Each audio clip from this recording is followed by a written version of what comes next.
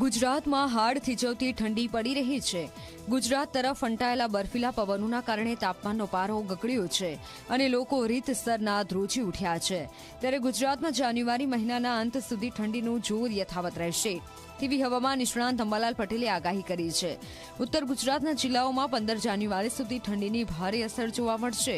જો હજુ ઠંડીમાં વધારો થશે તો 2014નો રેકોર્ડ તૂટી શકે છે। હાલ ગુજરાતમાં કડકડતી ઠંડીનું મોજું ફરી વળતા લોકોએ તાપણાનો સહારો લીધો છે। 10મી તારીખે ઠંડીનો ચમકારો જણાશે અને લગભગ તારીખ 11-12માંથી ઠંડી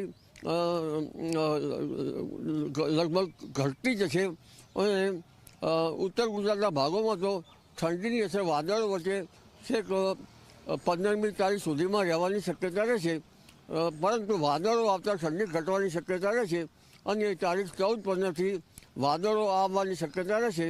તારીખ 24મી જાન્યુઆરીથી ઠંડીનો ચમકારો આવી શકે અને જાન્યુઆરીના અંતમાંથી પુનઃ વાતાવરણમાં ફેરફાર થઈ શકે।